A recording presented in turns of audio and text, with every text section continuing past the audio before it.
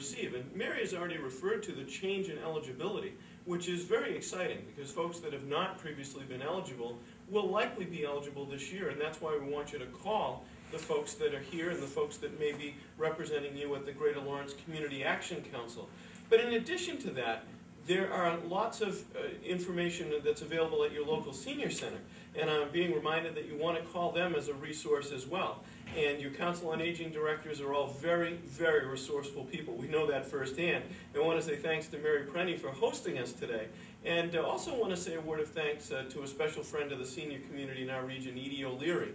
We are, in fact, in the Edith O'Leary Senior Center, and always good to say thanks to Edith for the work that she has done for seniors over the years. But in addition to being able to call your COA director or calling these folks, one of the pieces of information that you may want to know is what the level of benefit you're eligible for is.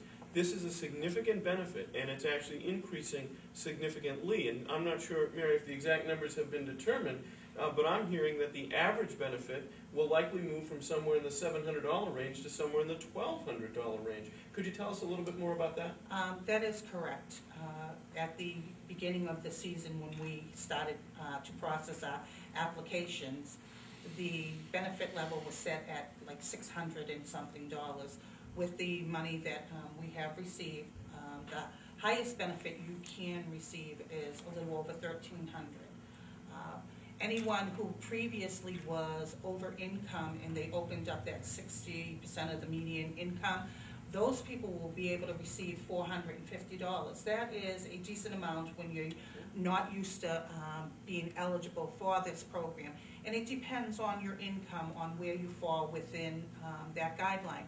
And I do have to also say that we have what's called a consumption level, and anyone who has an older house that's not as insulated and they come in, we take a look at what their bill was for the previous year to heat their house, and if they used over a certain amount, they will receive extra money because they use a high consumption.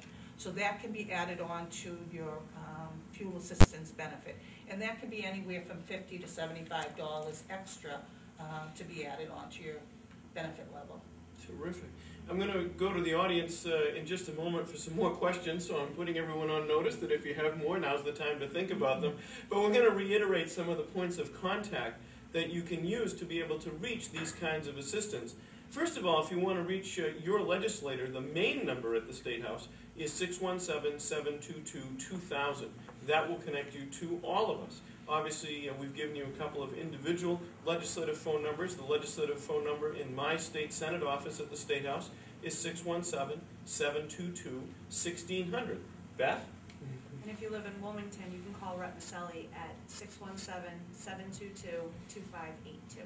Now, in addition to that, if you're looking for Greater Lawrence Community Action Council for the LIHEAP, for the Home Fuel Assistance Program, you want to call 978-681-4950. Your contact person there is Al McKee, who's the Energy Division Director. If you're looking for weatherization assistance, you want to call 978-681-4955. Your contact there is Sandra Bermudez, who is the Director of Weatherization Programs. If you're looking for CTI, we have a number, and that number is 978-459-6161, and that will connect you to both fuel assistance and weatherization programs if you are in one of their eligible communities. And I'm sure if you call them and you're not in one of those communities, they'll make sure to try to help you find out which one that you should be in. Again, Council on Aging directors are very important, and the state website is www.mass.gov. With that, I'm going to open it up for a final round of questions to see if anybody else has any. I have one. If a person, this is more attuned to the seniors, has received money from a local, like we have the Christian Community Service in North Reading, so they received $500 to help doing, does that count towards their income level? Other than their income and interest as well? It depends on where it would fall, as if it would be, if it's considered a gift or if it's considered financial support. It would depend on who is giving it. We look at financial support or assistance as something that someone needs to have to be able to meet their monthly bills, to be able to pay their rent. But besides that, it depends on where it's coming from. Let's say someone falls outside of the requirements. Is there any assistance for them in weatherization, for example? Do you have any, let's say, videos, things like that, that could help them weatherize their house? No, but again, if you fall out of the parameters of these programs, you can call your local, if you're a National Grid, customer, you can call National Grid. They'll send somebody out at no charge to check your insulation, to check your heating system, to check some of your appliance usage, and they'll give you a report on what you need to do and what to tighten your house up. They'll also, I believe, they have rebates on some of the insulation, weatherization work, and appliance replacement programs. Also, while they're there, I believe they do a little weatherization work, maybe screw in 8 light bulbs. I don't know exactly what their programs are. But yes, through your utility companies, you can get assistance if you don't qualify for these programs. And chances are that will be on the bill. Yeah, check your flyers. They're always sending, Okay. I always read the flyers, and then there's always some kind of program going on. Unfortunately, they're usually attached to a bill when people don't. Yeah, and you know, I believe that Mass Save is still out there, which does a lot of that work for them. Great, great, thank you very much. And one of the other things, if you're not eligible for fuel assistance program, I don't know if they've set the, as far as I know, they haven't set the guidelines yet. The Salvation Army Good Neighbor Energy Fund, if you read inside your flyers that come in, sometimes they're asking for donations to it. But there is something that's set up if you're just over the income for fuel assistance, that you may be eligible. And last year it was $275. That was mostly the people that fell into that 60% of the median income. They were just over an hour, and now this year we're going to be able to help them out. This year, I would assume they're going to make their guidelines a little higher because now that we have the people that are eligible for our program, they usually capture just the people who are just a little over. So that's the $275 that they can be eligible for. And if they come through fuel assistance and we find out they're not eligible for it, but they fall within those guidelines, we give them the contact numbers and everything for them to reach them. Another good thing is Joe for Oil that comes out during December, January. You need to watch for that. And if you heat with oil, that's another way of being able to help yourself out. It is not run through the fuel assistance program, but if you can't find the appropriate number, you can give us a call and we can steer you towards that. Terrific, thank you. You're welcome. Okay, do we have other questions? If someone lacks proper transportation and are unable to come to your office for an appointment, is it possible to get like an on-site visit? We don't do on-site visits, but I have almost 30 satellite sites throughout the cities and towns. Most of our senior centers are a satellite site. I train volunteers to do intake of the application.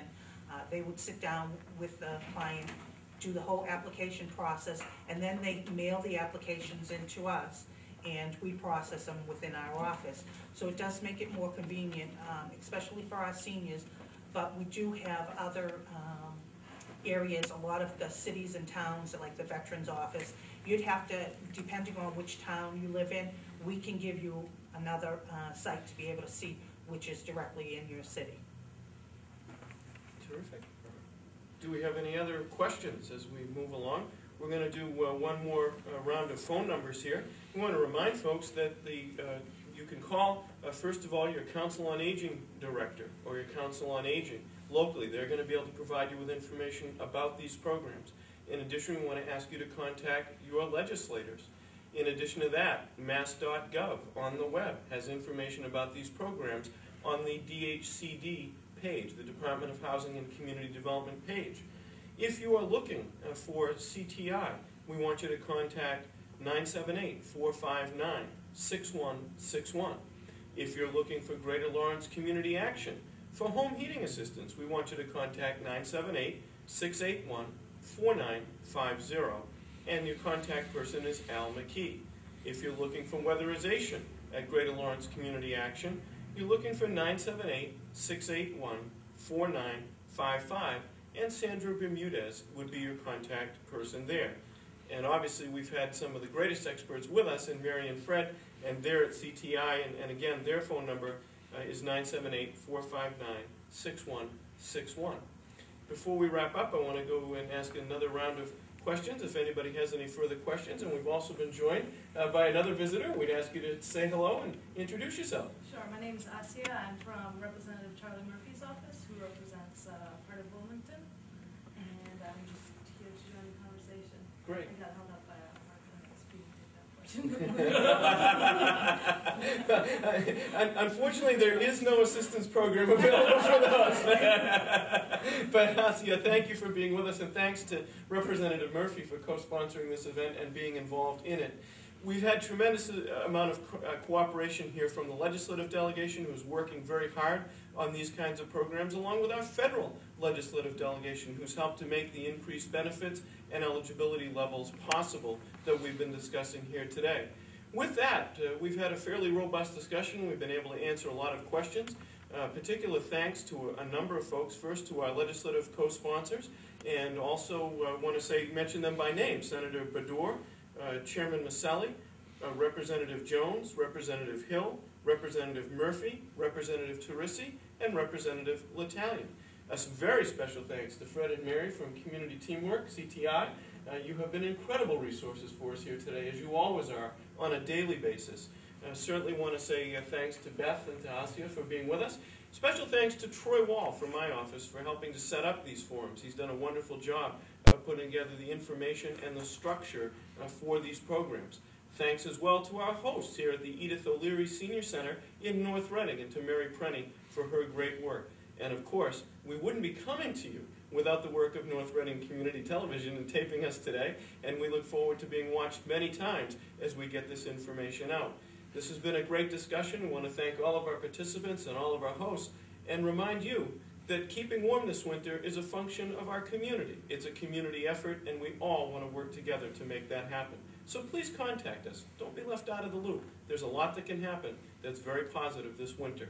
We hope you have a wonderful winter season, and we look forward to being able to be of assistance whenever any of us can. Thanks for watching.